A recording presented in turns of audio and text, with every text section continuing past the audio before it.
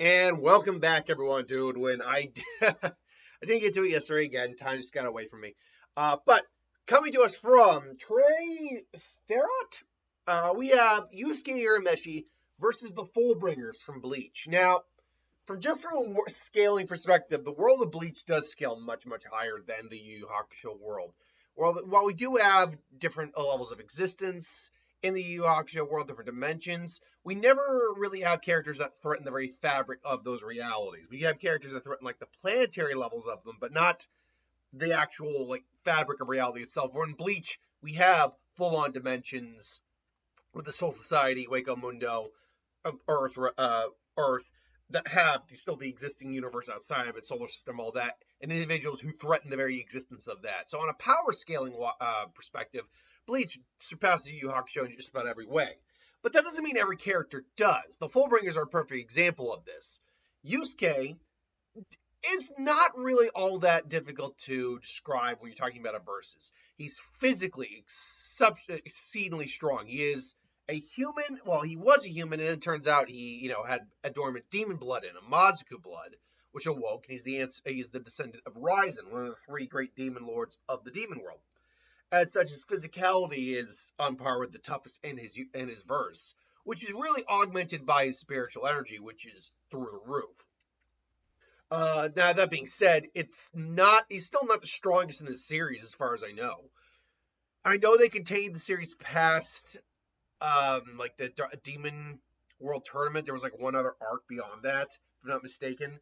I don't know if he actually ended up becoming the strongest in the entire series. I don't think he did, but he's still among the strongest characters in the series. He in the anime, I don't know if it happened in the manga, but in the anime, he was able to actually learn to mix his human energy, spiritual energy, his demon energy, and his sacred energy into something new. He is a skilled hand-to-hand fighter, a master hand-to-hand fighter. Not because he's got any real formal training in any martial art, but just because he is a on-the-fly, go-with-your-flow street fighter, able to adapt very quickly type of fighter. He's able to devise interesting tactics to fight someone if he is losing to them. For instance, when he was fighting Sensui, when he went for a swim and in that pond, he ripped off his shirt and snapped it like a whip, and then like bound him to Yusuke, basically kept him right in his face so he wouldn't move. Or Yusuke when he was able, did the whole shockwave thing against the guy who could read minds. So there's that. Obviously, he has the ability to use his spiritual energy for attacks. For example, the spirit gun is his bread and butter. Shotgun is a different variation on that, where it's obviously, our smaller not pellet shots, but smaller shots, but that move faster. Those are really, though, his only actual attacks. He's never really learned or destroyed or demonstrate any other abilities beyond those two abilities. He knows how to use them flawlessly at this point and use them for massive amounts of power, but it's all he really has. In terms of like scaling for speed, he's certainly in the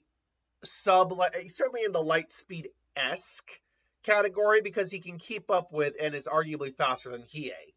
Hiei was always the speedster of the group, but I don't know. Again, it's one of those things where I don't know by the end of the series if Yusuke is actually the faster of the two or not. I think Hiei is still technically the faster of the two, but he can at least keep up with Hiei, which means he can move within light speeds.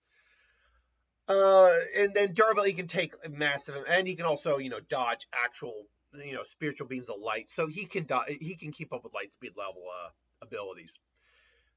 Then you get to the execution or the Fullbringers. Now, there are two Fullbringers who are not shown in this image that we would have to address. So 1 second here, I'm gonna fix that. There we go.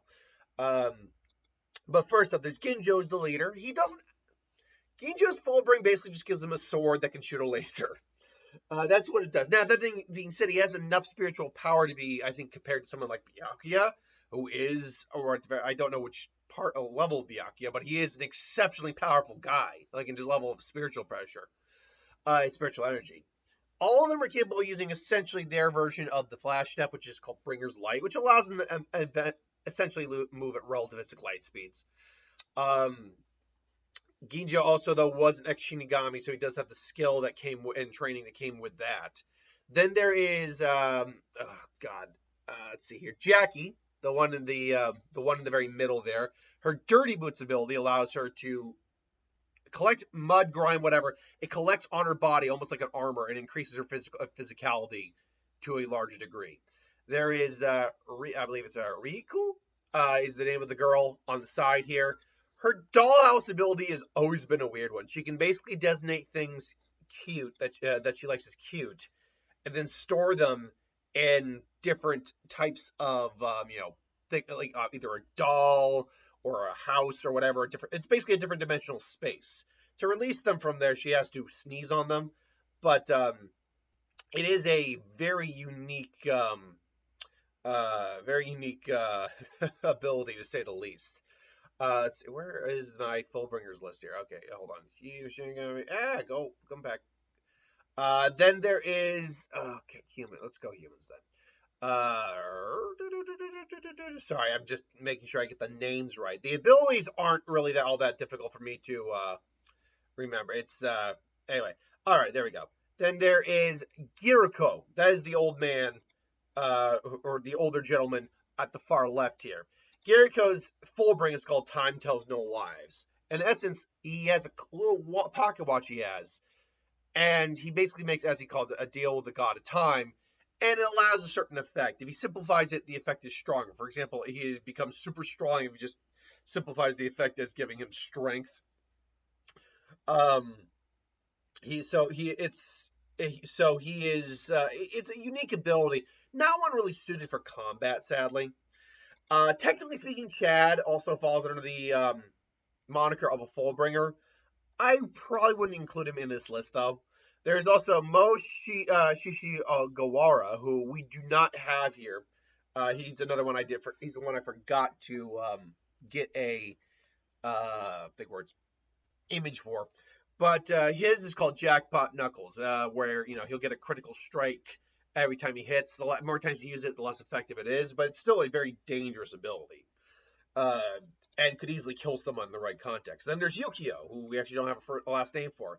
His invaders must die, where he literally controls the aspects of a video game, can create separate dimensional spaces, set rules within the game. And that's when Chad went to train during the Fullbringer arc, he literally made essentially kind of like a hyperbolic time room scenario. Like that's the kind of power he has, which is kind of crazy, actually. But there are two other Fullbringers we need to address. One is Ora Michibane. She is arguably the strongest Fullbringer there ever exists. Unlike other Fullbringers whose abilities are tied to an item, her ability is tied strictly to her body. She controls the base abilities of a Fullbringer, which is to control the spiritual aspects of something on a molecular level. In essence, she has matter and molecule manipulation, and she can basically just create anything she wants from that. It's kind of nuts. She can't be hurt by anything save like keto and elemental effects, or energy absorption effects. And even then, you really would need a very skilled version of that. The other individual is Tsukishima. Shirakuru Tsukishima. In his ability Book of the End, which is really freaking nuts. Basically, he can, apart from having insane cutting ability, he can insert himself into the past of anyone or anything he cuts. If he's doing it on inanimate objects, he can literally just set traps instantly because, I visited this location years ago and set traps there because I did that. If he cuts you, he's now a part of your history, and he can literally mind F you. He literally can warp your history because if you'll think, he's been an ally the whole time. But then you realize he hasn't, and then that knowledge, that counter knowledge, that counter understanding of things will start to literally drive you mad. So it is a dangerous ability, to say the least. But that being said, it's not like it's infallible or anything like that. Like, for example, when the Shinigami came to help Ichigo, and Kenpachi said, that guy looks stronger, I want to fight him.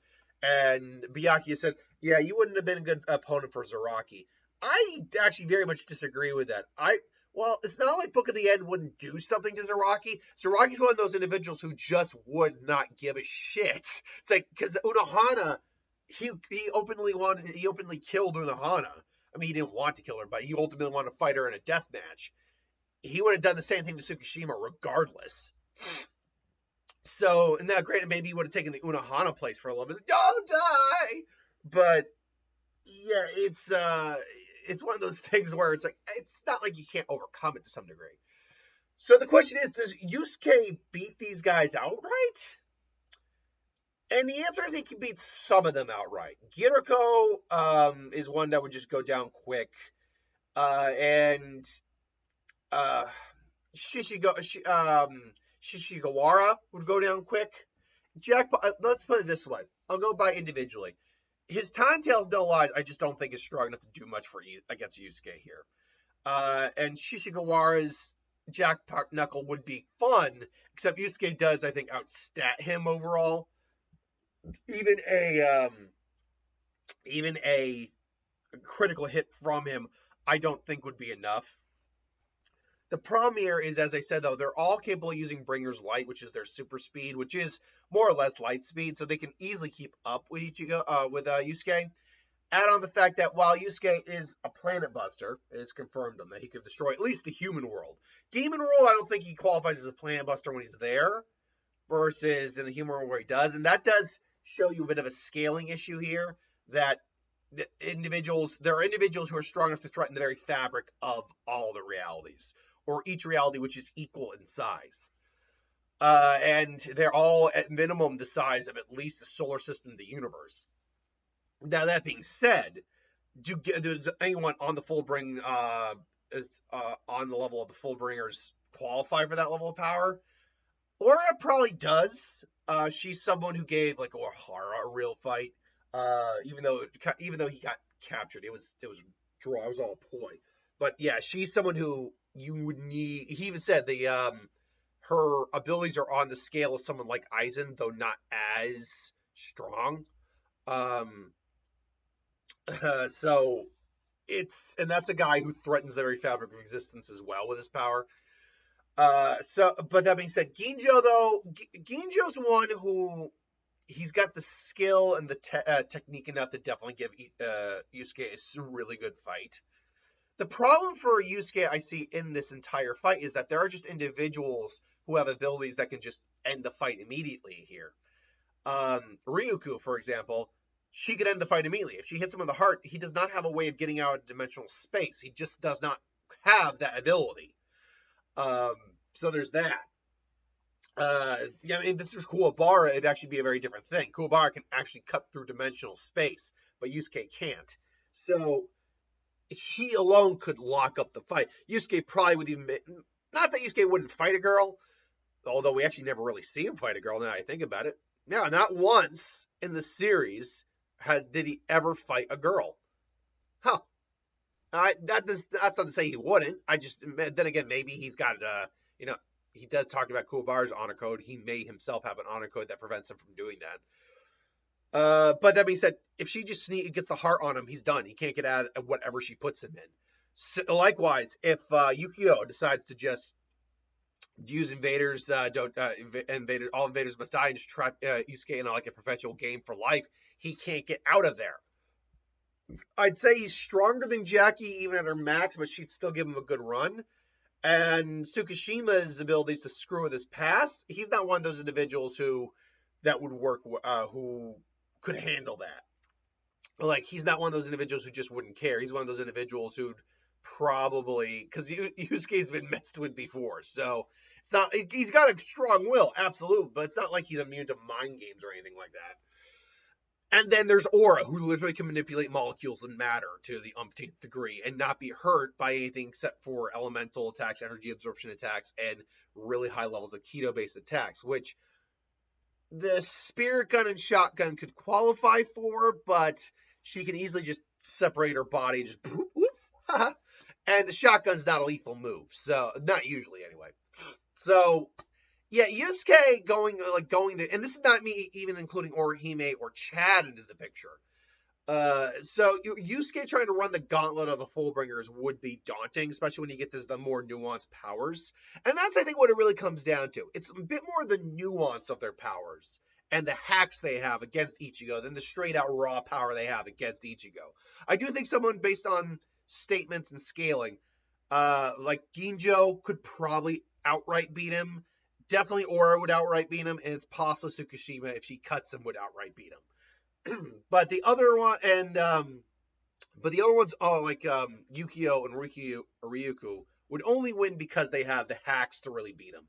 The only ones I could see Yusuke really straight up beating Shishigawari, Giroko, and Jackie. Those are the only ones I could see him outright beating, which means by the majority and by the overall, I would have to go with the Fullbringers on this. This is just my opinion, though. Let me know what you think.